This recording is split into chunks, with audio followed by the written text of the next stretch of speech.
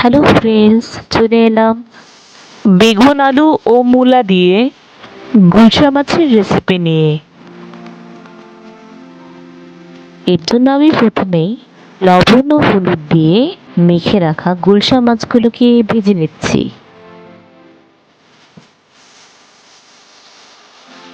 মাছগুলো এপিট ওপিট খুব ভালোভাবে ভাজতে হবে এবং খেয়াল রাখতে হবে যেন ভেঙে না যায়।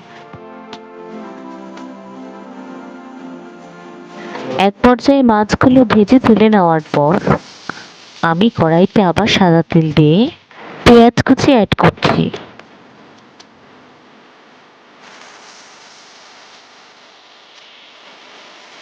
এক পর্যায়ে পেঁয়াজগুলো ভাজা হয়ে গেলে আমি এখানে অল্প জল অ্যাড করছি যাতে পেঁয়াজগুলো পুড়ে না যায়। তারপর এতে একে একে জিরার গুঁড়া, ধনে গুঁড়া, হলুদ, মরিচের গুঁড়া ও স্বাদ মতো লবণ দিয়ে মশলাটাকে খুব ভালোভাবে কষিয়ে নিতে হবে।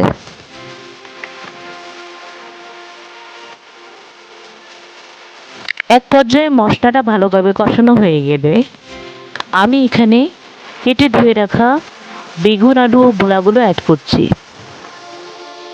এবার মশলাটার সাথে এগুলোকে ভালোভাবে কষিয়ে নিতে হবে।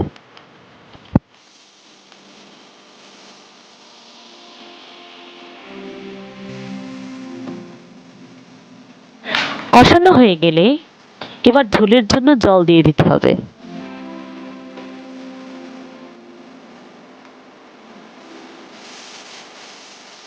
এক পর্যায়ে ঝোলের জল ভালোভাবে ফুটে আসলে আমি এখানে ভেজে রাখা গুলশা মাছগুলো অ্যাড করছি।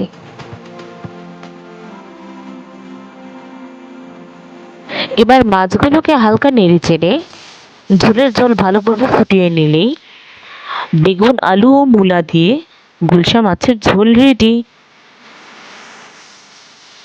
আমার রেসিপিটি ভালো লাগলে ভিডিওতে একটি লাইক দিয়ে চ্যানেলটিকে সাবস্ক্রাইব করে পাশে থাকবেন।